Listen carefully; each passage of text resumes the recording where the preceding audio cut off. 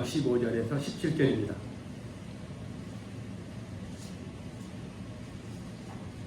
예, 하나님 말씀 누가복음 3장 15절에서 17절 말씀.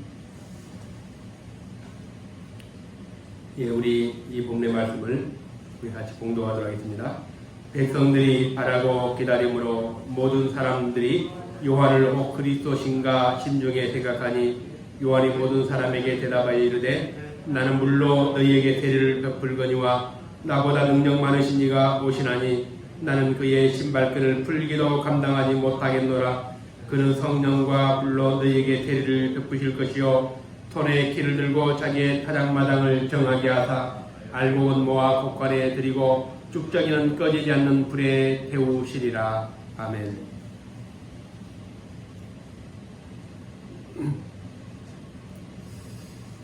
기독교 2000년 역사를 살아오면서 이제 서구 사회에는 기독교에 굉장한 영향을 받았습니다.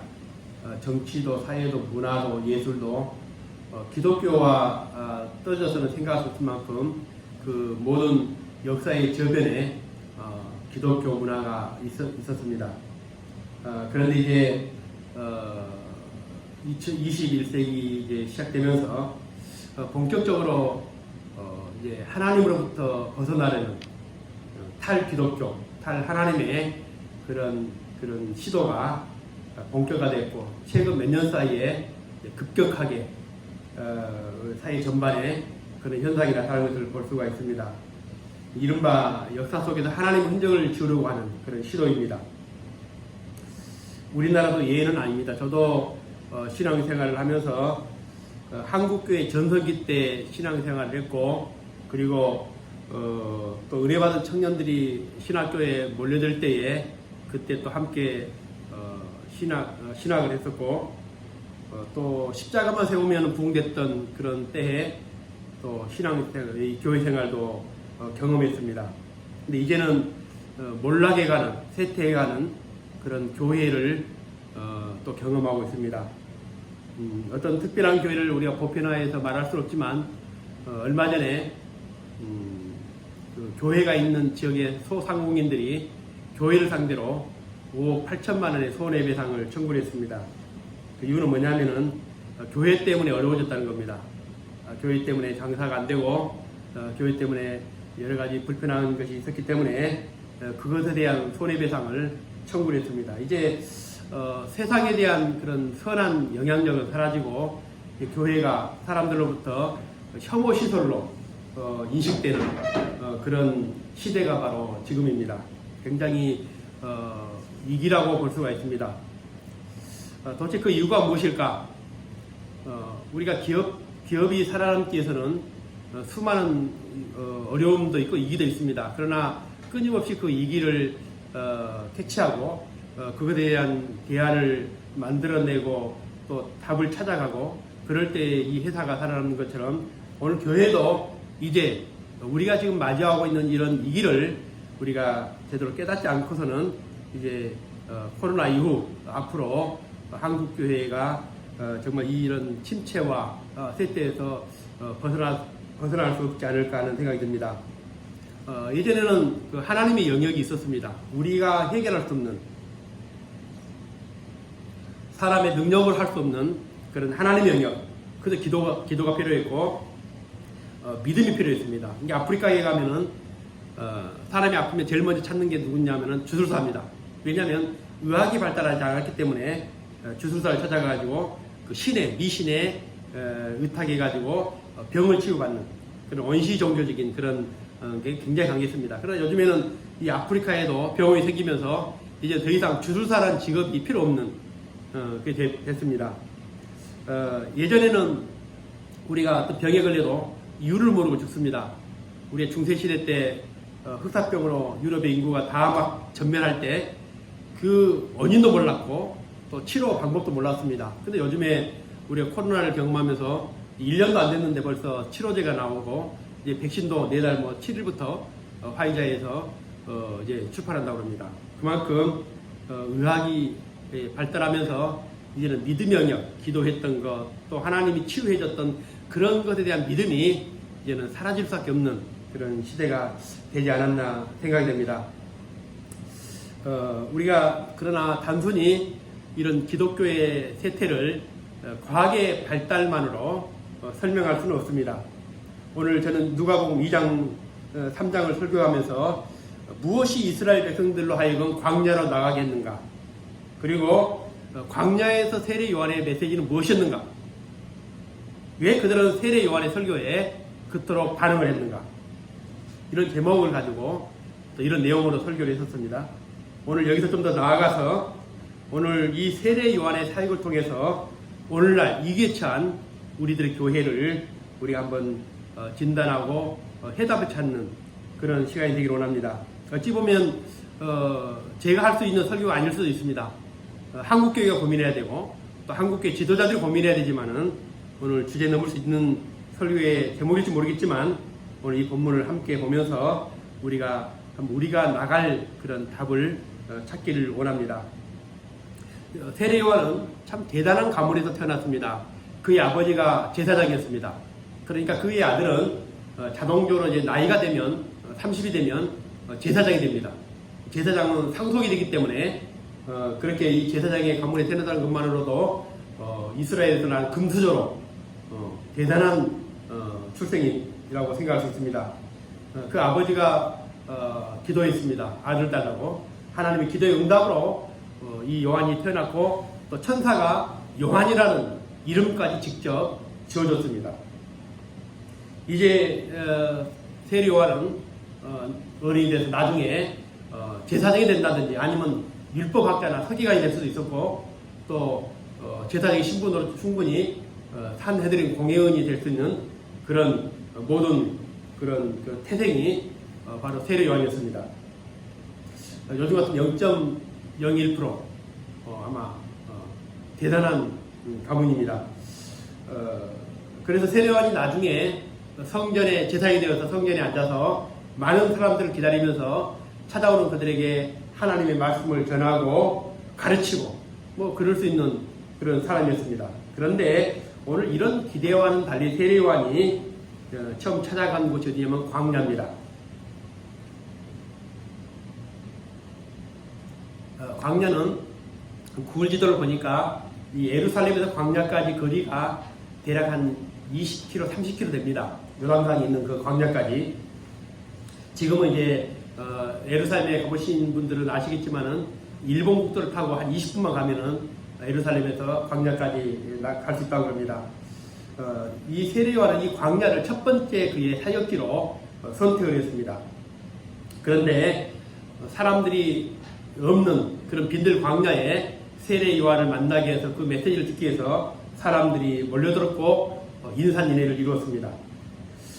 예수님의 부활 이후에 이런 예배당, 지금처럼 이런 교회가 생기게 되는데 로마 박해가 끝나고 나서 이제 그 토굴에서 또 광야에 숨어있던 많은 기독교인들이 나와서 예배당을 건축하게 됩니다.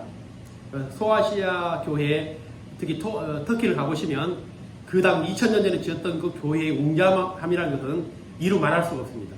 이미 그 반파되고 무너졌지만은 그 흔적들 얼마나 대단한지 지금 지어도 저렇게 지을 수 있을까 할 정도로 대단한 교회였습니다.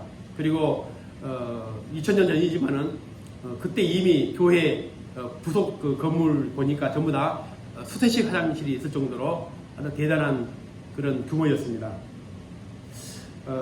몇 년 전 조사를 했는데 2,000명 이상 모이는 교회 그런 도시들을 전 세계적으로 한번 조사를 해봤습니다. 그렇지만은 2,000명 이상 대형 교회, 우리 메가처치라고 그러는데 이런 교회가 있는 그런 도시, 미국의 휴스턴이 38개로 제일 많습니다. 미국의 휴스턴 가면은 2,000명 모이는 교회가 38개가 있습니다. 그리고 이제 두 번째로 많은 도시가 미국 달라스에 19개가 있다고 합니다. 그리고 3위가 어디냐면 바로 서울입니다. 서울에 2,000명 이상 모이는 교회가 17군데가 있습니다. 그러니까 우리는 그 세계적인 교회가 있는 그런 도시에서 우리가 살고 있습니다. 이제 더 이상 큰 교회를 건축하지 않아도 될 만큼 참 대단한 그런 자부심을 가져도 될 만한 그런 교회가 우리가 사는 이 서울에 있다는 것입니다. 그런데 문제는 최근 몇 년 사이에 교회가 급속도로 이제 쇠퇴하기 시작합니다. 이제 유럽의 그런 쇠퇴나 미국의 쇠퇴를 넘어서는 그런 속도로 지금 한국 교회가 굉장히 쇠퇴하고 있는 그런 상황입니다. 오늘 세례요한은 광야에서 설교할 때에 많은 사람들이 예루살렘을 찾지 않고 세례요한이 있는 성전도 없는 그 광야로 찾아와서 세례요한의 메시지를 들었습니다. 세례요한은 어떻게 광야에 그 많은 사람들을 모이게 할 수 있었을까? 그 답이 오늘 본문에 있습니다. 첫 번째는 뭐냐면은 그 세례요한은 예수님을 보여주는 사역이었습니다. 사람들은 당연히 메시아를 몰랐습니다. 메시아를 만난 적이 없었습니다. 당연히 이제 메시아가 오신다면 어떤 메시아일까? 아마 정치적으로 그들을 로마의 압제에서 해방시켜 줄 수 있는 그런 메시아, 아니면 경제적으로 좀 풍요롭게 해줄 수 있는 그런 메시아일 것이라고 생각을 했습니다. 그러나 세례 요한을 만난 이후에 그들 생각이 바뀝니다. 아, 메시아가 오신다면 저런 분이 아닐까? 성령이 이 세례 요한을 광야로 이끌게 되는데 거기서 세례 요한이 불같은 메시지를 선포합니다. 그런데 이 메시지는 아직까지 한 번도 선지자들로부터 이런 메시지를 들어본 적이 없습니다. 전쟁이 나도 평화를 외치고 하나님의 심판이 다가와도 괜찮다고 얘기했던 이 선지자들. 그런데 오늘 이 세례 요한은 오늘 첫 설교가 회개하라, 천국이 가까웠느니라. 이 독사 자식들아, 누가 너희를 일컬어서 아브라함의 자손이라고 했느냐. 만약 너희들 회개하지 않으면 마치 나무 뿌리에 독재 놓인 것처럼 너희들 잘라서 불에 던져지게 될 것이다. 이런 설교인데 이 설교는 바로 어찌 보면은 정말 저주와 악담에 가득 찬 설교입니다. 그럼에도 불구하고 사람들이 이 설교에 반응합니다. 그리고는 그 반응을 넘어서 이제는 세례 요한을 메시아로 착각하게 됩니다. 오늘 15절에 보면 요한이 백성들이 바라고 기다림으로 모든 사람들이 요한을 혹 그리스도신가 심중에 생각했다. 우리가 기다리는 메시아가 바로 당신입니까? 아니면은 우리가 다른 사람을 기다려야 됩니까? 어떤 의미로 봐서는 이 세례 요한의 설교나 사역은 굉장히 성공적이었습니다. 그런데 그의 메시지도 대단했지만 적어도 세례 요한을 만난 사람들은 세례 요한이 예수, 메시아일지도 모른다는 생각을 했다는 겁니다. 그래서 세례 요한이 등장할 때에 백성들이 바라고 기다림으로 모든 사람이 요한을 그리스도신가 심중에 생각했다. 아무리 세례 요한이 자신이 메시아가 아니라고 해도 사람들은 세례 요한을 그리스도 메시아로 착각했다는 겁니다. 그래서 오늘 웅장한 헤롯 성전을 비워놓고 오늘 그들은 광야로 나와서 세례 요한을 메시지를 들었던 것입니다. 아마 분명히 우리가 메시아를 만난 적은 없지만 메시아가 오신다면 저런 모습일 것이다. 실제 예수님께서도 가장 먼저 설교했던 장소가 어디냐면 예루살렘 성전이 아닙니다. 광야입니다. 광야에서 예수님이 첫 번째 설교를 하시는데 그때 이 세례 요한과 예수님이 매치가 됩니다. 세례 요한이 누구냐? 바로 오실 예수님의 그림자고 모형입니다. 그래서 사람들은 예수님을 보지 못했지만 세례 요한을 보면서 오실 예수님을 그려보게 되고 생각하게 된 것입니다. 그래서 우리 교회가 잃어버린 게 뭐냐면은 바로 세상에 보여줘야 될 그리스도의 모습이 사라진 것입니다. 예수님 때문에 우리가 얼마나 큰 기적을 체험했는가를 우리는 수없이 설명했습니다. 예전에 우리가 어렸을 때 교회만 가면 교회에서 우리가 받았던 은혜, 우리가 체험했던 기적, 우리가 하나님으로부터 받던 축복이 무엇인가를 설명하기 바빴지만은 우리가 예수를 보여주는 데는 실패했습니다. 우리가 얼마나 예수를 닮아가고 있는가. 만약 여러분들이 예수를 만나지 못했지만은 예수님이 이 세상에 오신다면 바로 이런 모습일 것이다. 이걸 보여주지 못했다는 겁니다. 바울은 고린도전서 11장 1절에 이렇게 말씀합니다. 내가 그리스도를 본받는 자 같이 본받는 자 된 것 같이 너희는 나를 본받는 자가 되라. 그리스도를 본받는 것은 우리 교회나 성도들에게 가장 중요한 겁니다. 세례 요한이 마치 예수를 흡사하게 너무나 오실 메시아를 닮은 것처럼 오늘 이 교회나 성도들이 끊임없이 닮아가고 본받아야 할 분이 바로 예수님이십니다. 예수님이 어떤 분입니까? 그러면 우리가 닮아갈 예수님이 어떤 분입니까? 예수님을 만난 그 당시의 사람들은 충격이었습니다. 왜냐? 아무도 메시아가 그렇게 올 것이라고 생각을 못했습니다. 예수님이 어떤 분입니까? 요한복음 1장 1절에 보면 태초에 하나님이 천지를 창조하시고 그 천지를 창조하신 그 말씀이 육신이 되어 오신 분이 바로 예수님이십니다. 그런데 오늘 왕궁의 황금 요람에 태어나도 부족한 분이 말구에 오셨습니다. 충격이죠. 아무도 생각 못했습니다. 예루살렘 오실 걸로 생각했던 예수님이 어디입니까? 베들레헴에서 오신 거죠. 그리고 인간을 만드신 분이 인간의 몸을 입고 오셨죠. 인간을 심판하실 그분이 오늘 심판대에 서서 오늘 십자가형을 받으셨습니다. 그리고 예수님의 삶을 보면은 낮아지고 비워지고 내려가시고 그리고 모든 것을 버리신 이분이 바로 예수님이십니다. 그러니까 우리처럼 예수님 때문에 축복받고 예수님 때문에 부유해지고 예수님 때문에 기적을 체험하는 우리들의 삶을 통해서는 예수님이 보이지 않는 것이죠. 손해나고 희생하고 그런 모습을 통해서 예수님이 보여야 되는데 우리 지금까지 그런 모습보다는 예수님 때문에 우리가 얼마나 성공했는지 예수님 때문에 얼마나 우리가 축복을 받았는지 예수님 때문에 얼마나 많은 은혜를 누리고 사는지 이런 것들을 설명하기 바빴던 것입니다. 초대교회 제자들도 마찬가지입니다. 세례 요한의 이런 사역을 계승했던 사람들이 누구냐면 바로 제자들입니다. 제자들은 어디 나가서 내가 예수님의 제자다 이렇게 말하지 않았습니다. 예수님이 헬라어로 크리스토스입니다. 그리스도. 그런데 예수님의 제자들을 부르는 호칭이 크리스티아노스. 이거는 새로 만들어진 이름입니다. 없는 단어였죠.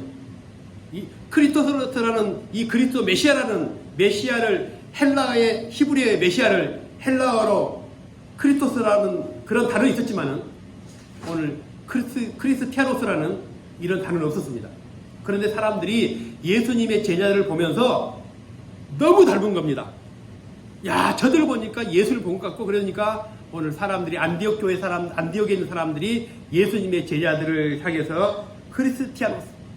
이 무슨 뜻이냐면은 그리스도의 추종자 또 그리스도의 것이라는 그런 의미입니다. 내가 설명하지 않아도 제자들이 뭐 있었습니까? 제자들 아무것도 없었습니다. 권력이 있었습니까? 아니면 부여했습니까?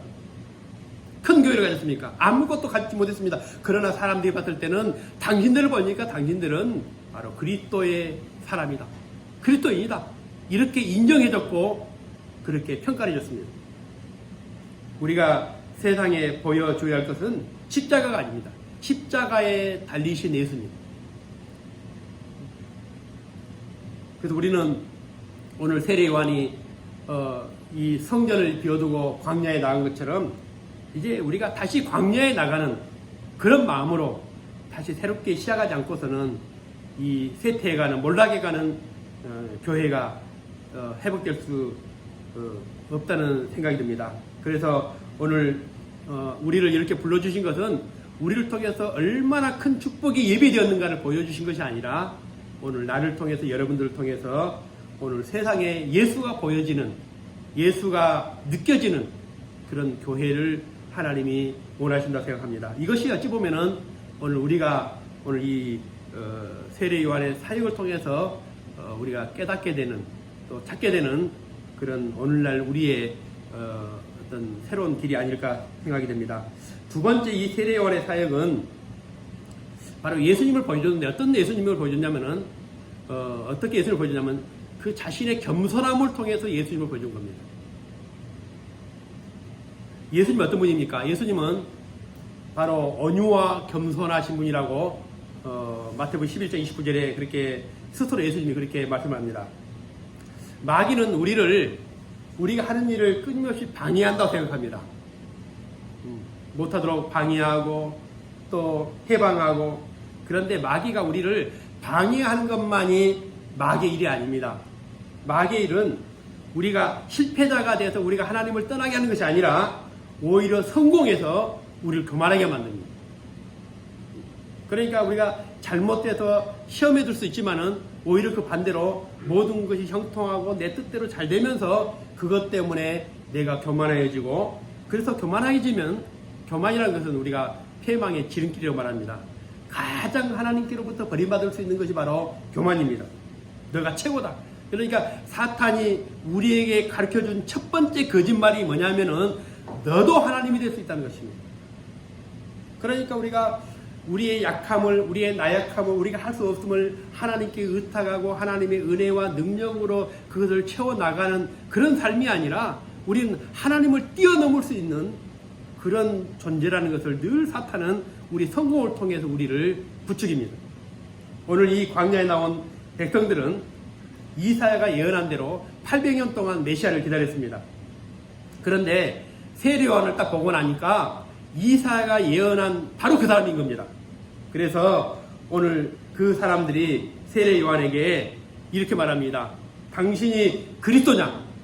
우리가 찾던 기다렸던 그 메시아가 바로 당신이냐? 라고 세례요한에게 묻습니다. 세례요한 여기서 너가 아니라 내가 바로 당신들이 찾는 메시아다 그랬으면은 완전히 달라졌을 것입니다. 세례요한이 지금 어떤 삶을 살았습니까? 그 광야에서 메뚜기와 석청을 먹고 그리고 가죽옷을 입고 정처없이 살았던, 집도 없는 그런 삶을 살았던 이 세례요한이 몰려드는 그 군중들에게 내가 메시아라고 딱 선포했다면은 세례요한의 삶은 완전히 달라졌을 겁니다. 누더기 옷을 벗어버리고 이제 더 이상 메뚜기와 석청을 먹는 것이 아니라 이제는 스테이크를 먹고 아마 좋은 해전위에 앉아가지고 사람들을 다스리는 아마 그런 자리에까지도 갈 수 있었을 것입니다. 아니면은 세례요한이 자기 이름으로 또 종교를 만들 수 있었을 것입니다. 그런데 오늘 세례요한은 백성들이 세례요한에게 메시아의 증거나 확실한 능력을 요구한 것도 아니었음에도 불구하고 세례요한은 단호하게 말합니다. 나는 아니다. 세례요한 자기 자신의 본분을 알았습니다. 그래서 오늘 3장 16절에 보면 이렇게 말합니다. 요한이 모든 사람에게 대답하여 이르되 나는 물로 너희에게 세례를 베풀었거니와 나보다 능력 많으신 이가 오시나니 나는 그의 신발끈을 풀기도 감당하지 못하겠노라. 어떻게 나와 그리스도가 비교될 수 있겠냐? 내가 아무리 감동적인 설교를 하고 내가 뛰어난 그런 언사를 통해서 사람들을 감동시킬지 모르겠지만은 그렇다고 해도 나와 그리스도는 완전히 다르다. 어떻게 다르냐? 나는 그분의 신발끈을 풀기도 감당할 수 없다. 신발끈을 푼다는 것은 가장 천한 노예가 하는 일입니다. 나는 예수님과 비교했을 때 그런 존재다. 나는 결코 그분이 아닐 뿐만 아니라 그분의 그림자가 될 수 없다. 우리나라 이단들이 이렇게 생각했습니까? 사람들이 몰려드니까 오늘 이 마귀가 유혹한 것처럼 야 너도 하나님 될 수 있어. 그러니까는 맞아. 나는 특별한 사람이야. 그리고 교주가 되고 이제는 가짜 예수가 되고 메시아가 되고 그러면서 우리나라 이단들이 만들어지게 된 겁니다. 오늘 우리는 내가 뛰어나기 때문에 우리가 일을 하는 게 아닙니다. 내가 남다르기 때문에 하나님이 내게 어떤 그 일을 하게 하신 게 아닙니다. 나는 부족하지만 디모데전서 1장 11절의 말씀처럼 하나님이 나를 충성되게 여겨서 내게 그 일을 맡겨주시기 때문에 그 일을 하는 겁니다. 우리는 맡은 일을 하는 사람들이죠. 그래서 내가 지금 하고 있는 모든 것들이 하나님의 주신 은혜와 능력과 하나님의 그런 달란트를 가지고 내가 일을 하는 것입니다. 그러니까 내가 어떤 일을 하고 나서도 바울이 말한 것처럼 이 모든 것은 주님의 은혜입니다. 나의 나된 것은 주님의 은혜입니다. 이럴 때 내가 예수님처럼 낮아지고 내 본분을 깨닫고 하나님이 내게 주신 은혜를 깨달을 때는 나를 통해서 예수님을 드러내고 예수님의 그런 그 존재를 드러낼 수 있지만 오늘 내가 내 자신의 본분을 알지 못하면은 오늘 나를 들을 때는 근데 오늘 세례요한은 끊임없이 자기를 낮추고 예수님을 드러냅니다. 나는 아니다. 나는 그분과 비교할 수 없고 그분의 신들매도 내가 감당할 수 없고 언젠가 피드수첩에 나왔던 그 목사님이 그런 얘기를 한 적이 있습니다. 사람들은 나에게 자꾸 잘못했다고 얘기를 하는데 큰 교회를 하다 보면 뭐 그 정도 잘못한 거 뭐 있을 수 있는 거 아닙니까? 그런 얘기를 한 겁니다. 이해는 되죠. 물론 큰일을 하다 보면은 뭐 다 잘할 수 있는 건 아니죠. 뭐 그 정도까지는 하나님이 용서해 주지 않겠습니까? 여러분 그때 제가 생각난 게 모세였습니다. 모세가 왜 가나안 땅에 못 들어갔는지 아십니까? 모세에게 엄청난 하자가 있어서 못 들어간 게 아닙니다. 딱 한 가지입니다. 모세는 이스라엘 백성들을 40년 동안 광야에서 이끌었던 지도자입니다. 그런데 이제 광야를 가다가 무리바라는 곳에 갔는데 거기 물이 없는 겁니다. 이 백성들이 모세를 원망합니다. 왜 우리를 여기까지 끌고 와서 이제 물이 없어서 죽게 만드냐. 원망하니까 모세가 하나님 기도합니다. 하나님, 백성들이 지금 난리가 아닙니다. 물이 있어야 되겠습니다. 물 좀 주십시오. 기도했는데 하나님께서 모세에게 그럽니다. 지팡이를 가지고 반석에게 명하여 물을 내라. 그래 모세가 지금까지 수많은 기적을 경험하지 않습니까? 그러니까 모세가 하나님이 시킨 대로 반석에 명해서 물을 내라고 했음에도 불구하고 오늘 백성들이 가서 이렇게 말합니다. 말을 바꿉니다. 우리가 너희를 위해서 이 반석에서 물을 내야 되겠느냐? 우리가 너희를 위하여서 이 반석에서 물을 내라. 그렇게 말합니다. 하나님께서는 분명하게 말씀할 때에 지팡이를 가지고 반석에 명령하여 물을 내라고 했는데 이 모세는 그것을 바꿔서 우리가 나와 아론 그러겠죠? 우리가 너희를 위해서 여기서 내가 반석을 쪼개서 물을 낼까? 이런 뜻입니다. 그리고는 지팡이를 가지고 반석을 2번 내리치니까 물이 팍 솟구칩니다. 백성들이 화를 할 때 아닙니까? 야 모세 대단하다. 어떻게 예전에는 하나님 옆에 기도하고 하나님의 능력으로 일했던 이 모세가 드디어 40년 지나고 나니까 이제는 자기의 능력으로 반석을 쪼개서 물을 내는 그 사람들이 모세에 대해서 환호하고 아마 그랬을 겁니다. 그런데 기적은 일어났는데 하나님이 진노하십니다. 왜 이스라엘 목전에서 내 영광을 드러내지 않았느냐? 하나님 하다 보면 잘못할 수 있는 거죠. 내가 지금까지 수많은 그런 일들을 하지 않았습니까?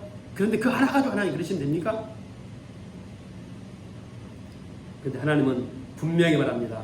이스라엘 목전에서 내 거룩함을 드러내지 아니하였다.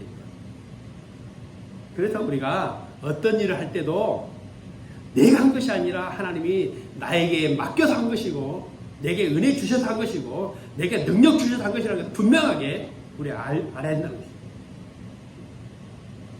모세가 얼마나 가나안 땅에 들어가고 싶었겠습니까? 적과 꿀이 흐르는 땅. 그래서 12정탐꾼을 보내고 그 땅이 얼마나 좋은지를 알았던 모세 아닙니까? 그러니까 하나님께서 모세에게 너는 이제 가나안 땅에 들어가지 마. 그때 모세가 기도합니다. 하나님,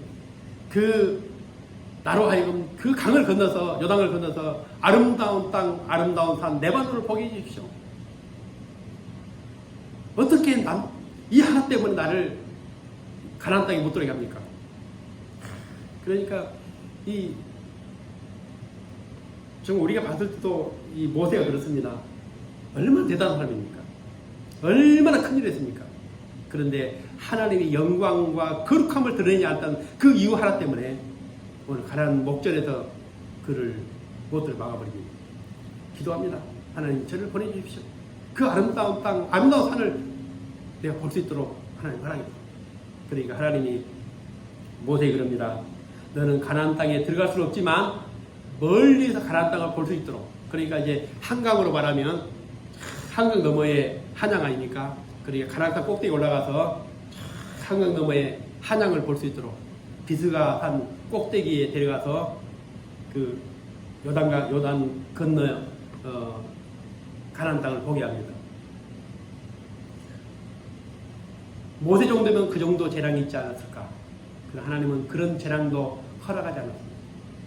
우리가 낮아지고 우리 신분을 알고 우리 본분을 알 때에 우리 주님은 우리를 통해서 이 교회를 통해서 영광을 받으십니다. 지난 몇 년 동안 우리도 어떤 일을 하고 나니까 교회가 어려진 게 바로 그겁니다. 서로 모든 사람들이 자기 때문에 됐다는 겁니다. 나 때문에 교회가 잘 됐고 나 때문에 교회가 이만한 됐고 결국 주님이 하신 일 아무것도 없게 되는 것입니다. 우리는 내가 어떤 삶을 살았는가에 대한 평가를 기다리는 사람들입니다. 아무리 세상이 나를 인정해주고 사람들이 환호해주고 내가 스스로 잘했다고 생각할지 모르겠지만은 그러나 주님 앞에서 우리는 마지막 주님 어떤 사람인가에 대한 평가를 기다리는 사람들입니다. 오늘 세상교회는 더 웅장해지고 화려해지고 대단해져 가지만은 오늘 세례요한은 오히려 이런 교회의 성전을 비워두고 광야에서 큰 부흥을 경험했던 사람입니다. 우리는 하나님 때문에 이 교회가 존재합니다. 예수 그리스도가 계시기 때문에 오늘 우리가 여기에 존재하는 겁니다. 그래서 오늘 잃어버린 것이 무엇일까 가만히 생각해 봤습니다. 그런데 오늘 이 세례요한 누가복음 3장을 묵상하면서 진짜 잃어버린 것은 뭐냐면은 우리가 예수 그리스도를 드러내고 또 예수 그리스도를 드러내기 위한 우리의 겸손함이 부족하지 않았을까라는 생각이 듭니다. 이제 이기는 기회입니다. 코로나 이후에 이제 무너졌던 경제가 다시 회복이 될 것이고 또 코로나 이후에 그동안 어려웠던 기업들은 다시 회복이 되겠지만 한 가지 교회는 코로나 이후에 회복될 가능성이 그렇게 많아 보이지 않습니다. 왜냐하면 우리는 이 이기를 제대로 깨닫지 못하고 이기에 대한 길을 찾지 못한다면 오늘 교회는 코로나 이후에 급속도로 이제 소수 정도로 전락하고 이제는 아웃사이더로 전략할 수밖에 없습니다. 오늘 이 본문을 통해서 세례요한의 한 사람을 통해서 오늘 새로운 광야의 부흥이 일어난 것처럼 오늘 저와 여러분을 통해서 이 교회를 통해서 새로운 부흥이 다시 시작되는 그런 축복이 임하기를 원합니다. 그래서 오늘 주님, 우리는 주님으로부터 부름받았고 주님으로 인해서 우리가 세워졌습니다. 우리를 통해서 예수가 드러나고 또 이 땅에 예수를 모르는 모든 사람들이 우리를 통해서 예수를 만난 것 같은 그런 놀라운 축복이 우리가 임할 수 있도록 우리가 함께 기도하고 그렇게 시작하기를 원합니다. 기도드리겠습니다. 살아계신 아버지 하나님 감사합니다. 우리를 부르시고 우리에게 맡기신 일은 오늘 주님을 통해서 우리를 통해서 이 땅에 어둠 속에 살아가는 많은 영혼들에게 예수 그리스도를 보여주시기 위함인 줄 압니다. 살아계신 아버지 하나님, 우리는 이 교회의 쇠퇴와 몰락을 보고 있습니다. 한국 교회가 점점 몰락해 가고 있는 그 시대를 살아가고 있습니다. 우리 아버지 하나님, 광야에서 부흥과 기적을 경험했던 세례요한처럼 우리가 다시 그 광야의 기적을 부흥을 경험하기를 원합니다. 우리 아버지 하나님, 이제 예수가 보여지는 교회 그리고 예수의 온유와 겸손함으로 다시 한번 주님의 영광과 존귀함을 드러내는 교회가 될 수 있도록 아버지 도와주옵소서. 사람들이 원하는 것은 아버지 하나님 웅장한 교회, 아버지의 축복받은 교회가 아니라 가난한 교회지만 어려운 교회지만 환난 중에 있는 교회지만 예수가 드러나는 그런 교회를 아버지 하나님 사모한 줄로 믿습니다. 이제 다시 회복되고 다시 일어서고 다시 부흥하는 교회가 될 수 있도록 오늘 이 서울행복교회 모든 성도들이 예수를 드러내는 일에 또 예수의 존재를 세상에 알린 일에 오늘 아버지 귀하게 씀받을 수 있도록 축복하여 주옵소서. 우리 아버지 하나님 코로나가 지난 다음에도 이제 다시 회복되는 교회가 될 수 있도록 우리가 새로운 길을 찾고 말씀과 기도 속에서 오늘 우리에게 맡긴 하나님이 우리에게 맡긴 그 일들을 감당할 수 있도록 아버지여 도와주옵소서. 오늘도 함께하지 못한 성도들 기억하여 주시고 각 지어서 예배할 때에 우리에게 주신 도움이라는 은혜를 저들에게 허락해 주셔서 이제 모든 아버지 어려움 속에서도 오늘 하나님의 영광과 존귀를 드러내기에 부족함이 없도록 역사해 주옵소서. 감사하며 살아계신 예수님의 이름으로 감사하며 기도드리옵나이다. 아멘. 이제는 우리 주님의 죽을 크신 은혜와 우리 아버지 하나님의 놀라우신 사랑하심과 성령님의 감화 이루 교통하심이 오늘 세례 요한처럼 이 세상에서 죽어가는 영혼들에게 예수 그리스도를 드러내고 예수 그리스도를 나타내고 생명의 복음을 전하기 원하는 사랑자 성도들 머리에 저들의 가정 위에 자녀들 위에 교회 위에 이제부터 영원토록 영원히 함께 있을지어다. 아멘.